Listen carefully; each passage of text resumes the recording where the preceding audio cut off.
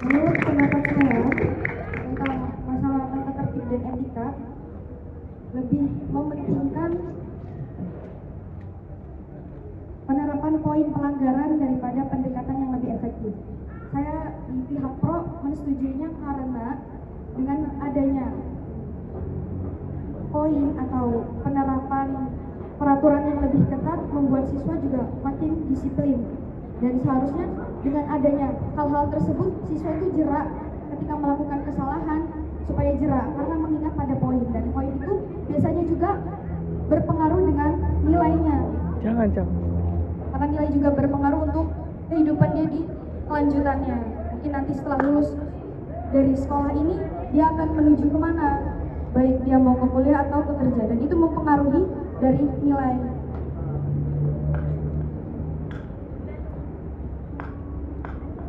Karena kalau misalnya lebih memacu pada pembinaan yang efektif, karena bisa saja orang itu semakin dilulus semakin aleman, daripada terlalu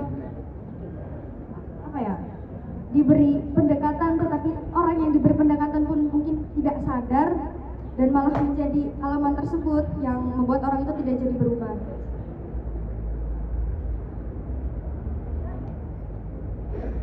Atau mungkin dari penerapan tata tertibnya menggunakan hukuman fisik, mungkin yang membuat orang tersebut juga semakin jerak.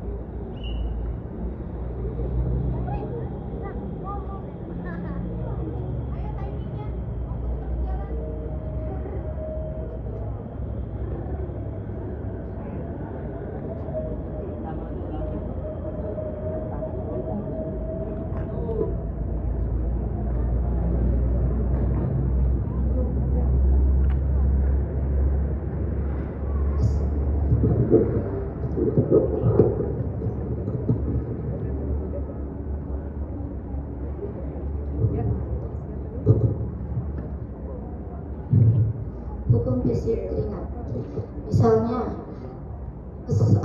ketika ada siswa yang melanggar tata tertib sekolah,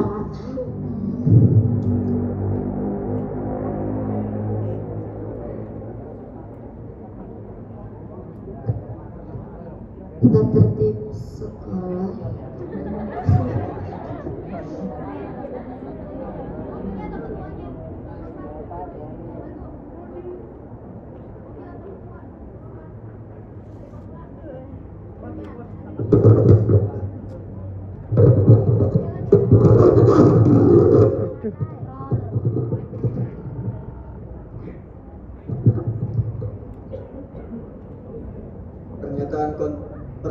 Pernyataan pro telah dilontarkan.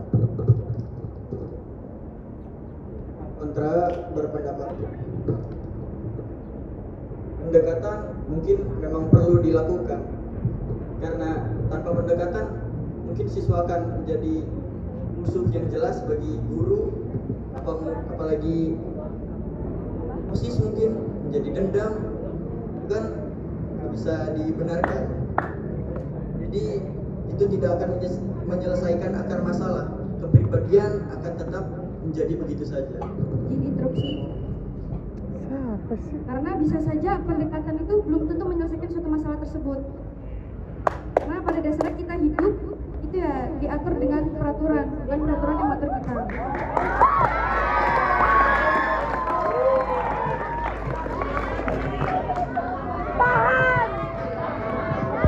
Bukankah tadi berkata bahwa semua itu butuh proses?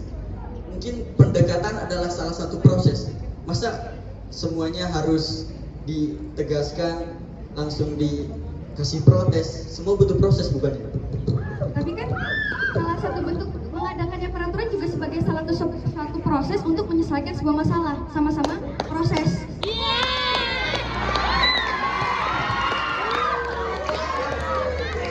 Izin interupsi. Peraturan yang tegas memang, tapi tidak untuk proses tidak dibenarkan.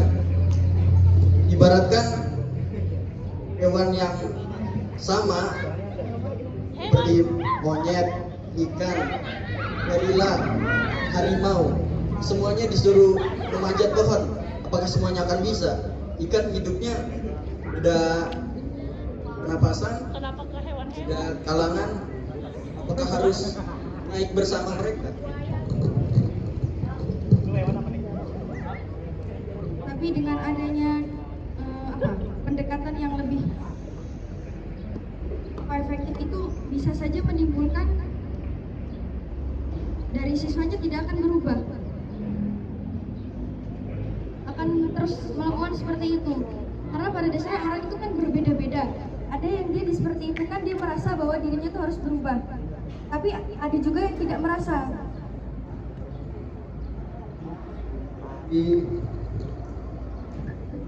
Memang semua manusia sifatnya berbeda-beda. Oleh karena itu, peraturan juga harus dibedakan. Mungkin peraturannya sama tertera, beda perlakuan.